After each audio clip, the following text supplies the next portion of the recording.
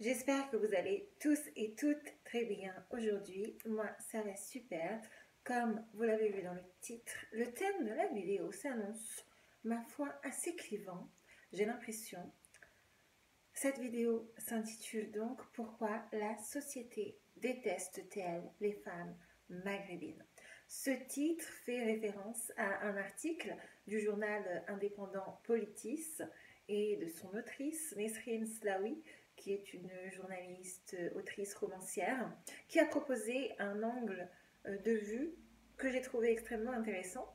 Et c'est une vidéo que j'avais un petit peu dans la tête depuis quelques semaines, mais je ne trouvais pas vraiment la bonne façon de la faire. Et puis là, les idées me sont venues. Donc je vais vous exposer ce que je pense de ce sujet. Je serai absolument ravie d'avoir votre avis également.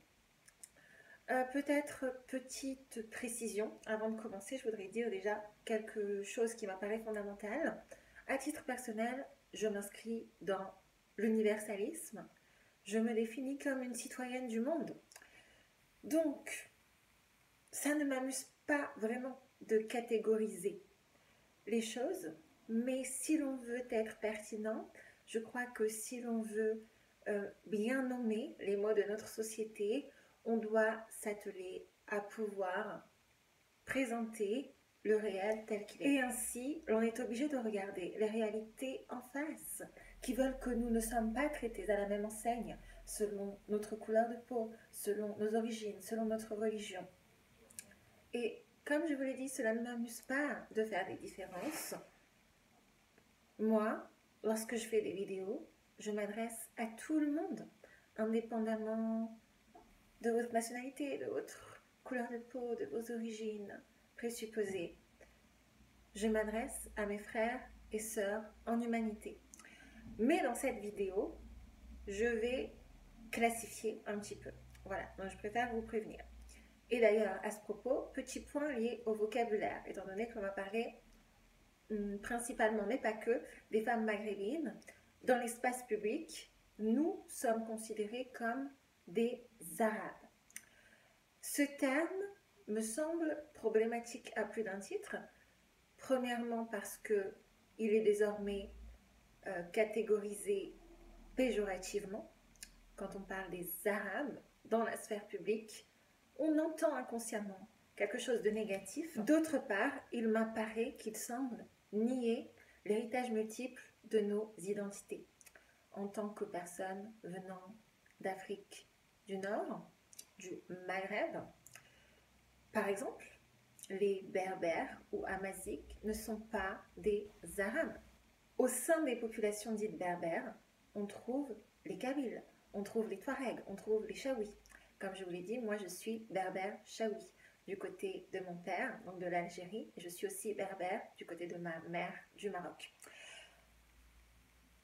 Et le terme maghrébin en lui-même pose question parce qu'il semblerait qu'il soit hérité des anciennes colonies. Le Maghreb, c'est tel qu'on se le perçoit en tant que France, du côté de la France. Et ça aussi, c'est intéressant.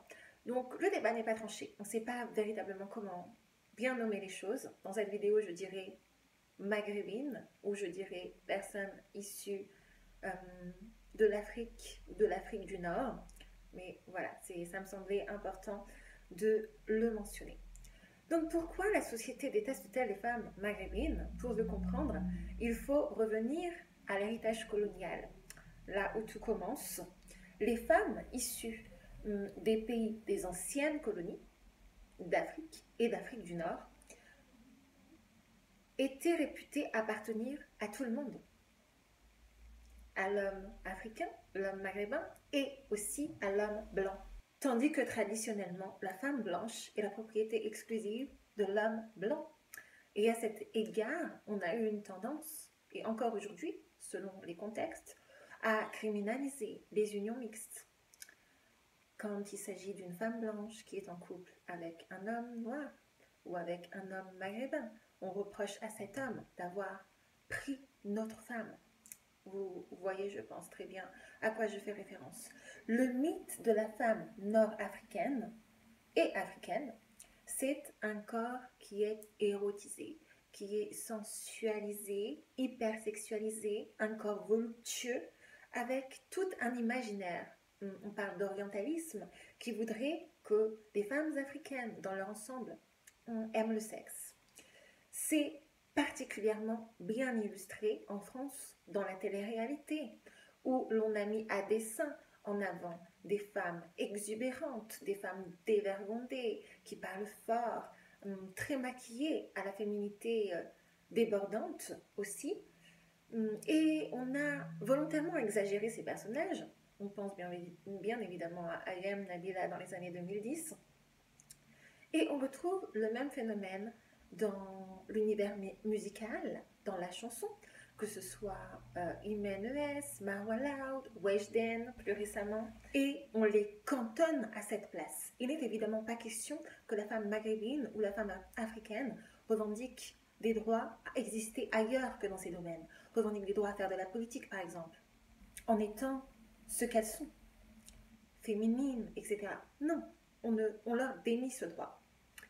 Avec un phénomène aussi ces dernières années qui a consisté à mentir en s'attribuant des origines présupposées maghrébines parce que c'est vendeur, c'est sexy, c'est sensuel, ça passe bien, c'est exotique aussi, mais en occultant complètement les difficultés inhérentes au fait d'être perçu comme tel en France, les discriminations, etc. Évidemment, on peut citer le cas de Marie-Charlotte ou Mila Jasmine dans la télé-réalité, toujours. En ce sens aussi, on a popularisé le personnage de la beurette, qui est, si vous êtes une femme maghrébine, la catégorisation facile à votre endroit. Je vous avais raconté d'ailleurs comment les bourgeois d'Assas, à l'époque où j'étais dans cette faculté parisienne, m'avait traité de beurette. Et cette insulte, parce que c'en est une insulte raciste, provenait de jeunes femmes elles-mêmes. Et d'ailleurs, je crois que c'était la première fois que l'on me renvoyait si violemment à mes origines. Pour les hommes nord-africains et africains, on peut observer le même phénomène. On les rend visibles dans un certain nombre de domaines bien spécialisés, le sport, Teddy Riner, Kylian Mbappé, l'humour, Debbouze, Bentala, ou la musique, le rap, bien évidemment. Et on veut qu'ils s'en contentent, qu'ils restent figés dans cette place.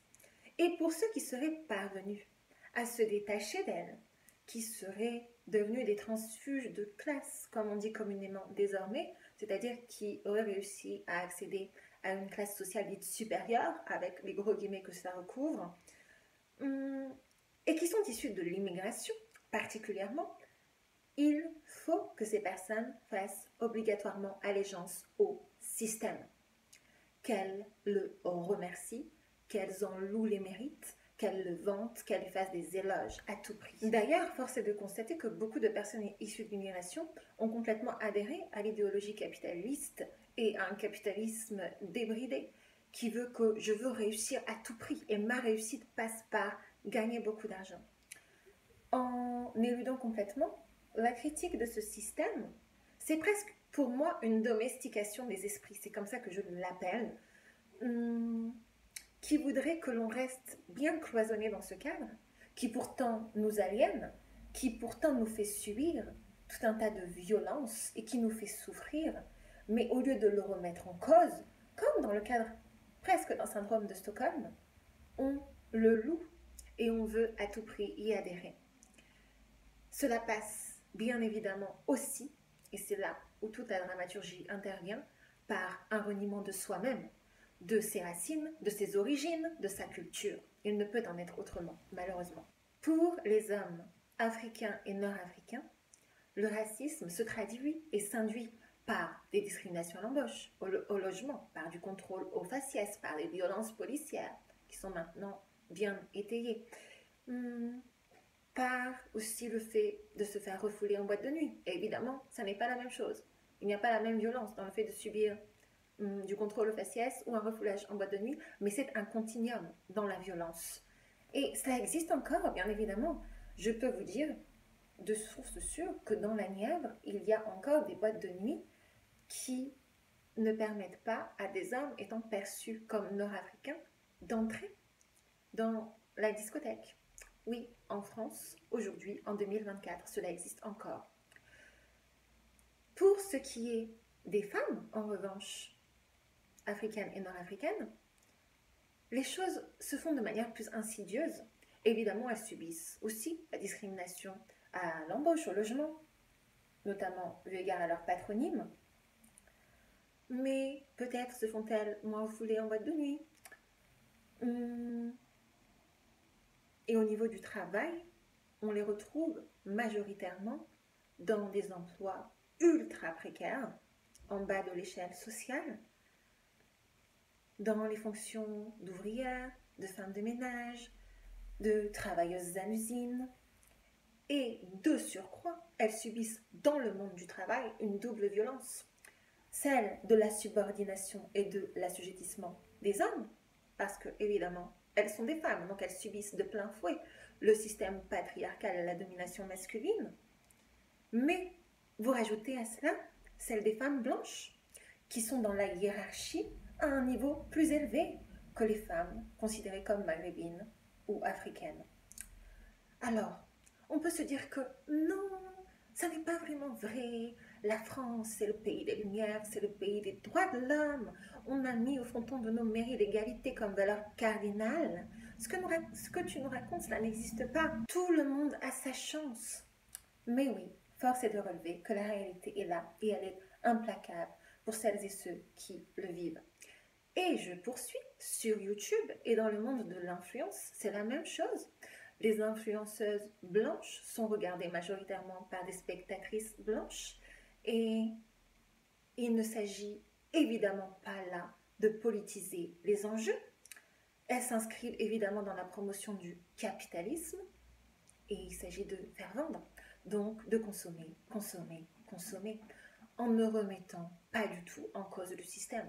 Et bien sûr, je fais ma propre introspection et je m'inscris là-dedans quand je fais des vidéos parfum, par exemple. Je sais très bien ce que je fais, je ne suis pas dupe. Il ne s'agit pas, ou très peu, de réfléchir quant aux questions de discrimination et de violence systémique et de les interroger. D'ailleurs, on met très peu en avant les personnes qui créent du contenu politique, à moins de s'appeler Hugo Décrypte, et je n'ai rien contre lui, il fait du bon travail, mais c'est intéressant comme il est mis en avant, peut-être parce qu'il est perçu comme un blanc, à l'image lisse, à l'image proprette, et que c'est là où on l'attend. En revanche, si vous êtes une femme, maghrébine ou africaine, qui parle politique sur les réseaux sociaux, l'on ne vous jugera pas légitime pour le faire.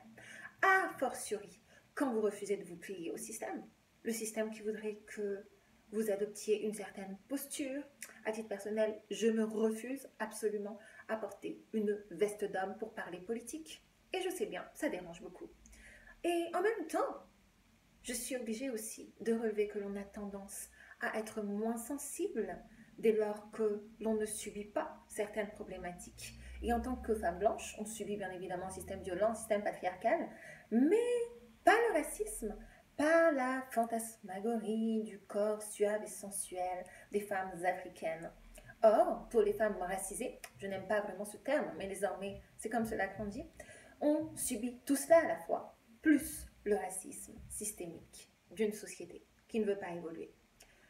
Et dans les relations amoureuses, parce que pour moi c'est aussi profondément politique, si vous êtes une femme maghrébine ou africaine, je préfère vous dire, les choses sont aussi très compliquées pour vous, et pour nous, bien sûr, je m'inscris dedans. Parce que, comment choisir son partenaire? Si vous êtes une femme perçue comme telle, et que vous choisissez de vous mettre avec un homme blanc, les chances sont grandes que celui-ci ne voit pas en vous la femme que vous êtes, pour celle que vous êtes, mais qu'il vous essentialise, qu'il vous prenne un petit peu comme un trophée, celle de la femme maghrébine qui a des formes et dont on peut légitimement se vanter auprès de ses amis.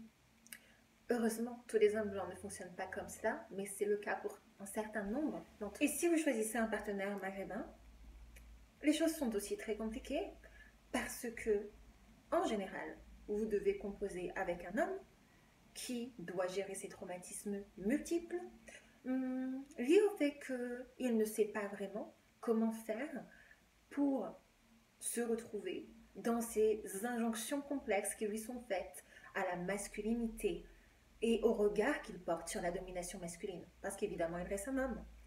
Du fait aussi que eux également vivent dans un système qui les maltraite, qui les discrimine, dans un système raciste, et ils doivent composer avec tout cela, aussi avec leur rapport au déracinement lié à la colonisation, et tout ça, ça crée un petit peu un cocktail explosif. Et si vous êtes avec un homme africain, c'est évidemment la même chose. Donc tout ça est très compliqué. Et honnêtement, j'ai l'impression que c'est un petit peu un angle mort. On n'en parle pas, ou très peu. Évidemment, il y a un certain nombre de personnes qui en parlent, mais elles ne sont pas très visibles. Et il me semblait que c'était intéressant d'aborder ce thème sous cet angle-là. Je crois qu'il est peu fait, que des fois ça peut déplaire, parce qu'il y a des vérités qui sont dures à entendre, mais c'est le cas, c'est l'état actuel des choses. Et c'est intéressant aussi d'en prendre conscience. Et c'est, je crois, le premier pas pour faire évoluer les choses de manière positive pour nous. Donc n'hésitez pas à me dire ce que vous en pensez. Est-ce que vous êtes d'accord avec certaines de mes analyses? Est-ce que vous les vivez aussi en tant que personne maghrébine ou africaine? Et évidemment, cette vidéo ne s'adresse pas qu'aux personnes maghrébines et africaines, elle s'adresse à tout le monde. Et plus on sera nombreux, nombreuses à prendre conscience de ces enjeux, plus on pourra faire en sorte que la société évolue positivement. Voilà, je vous remercie beaucoup d'avoir regardé cette vidéo jusqu'au bout. J'espère qu'elle vous aura plu. N'hésitez pas à me dire tout ça en commentaire.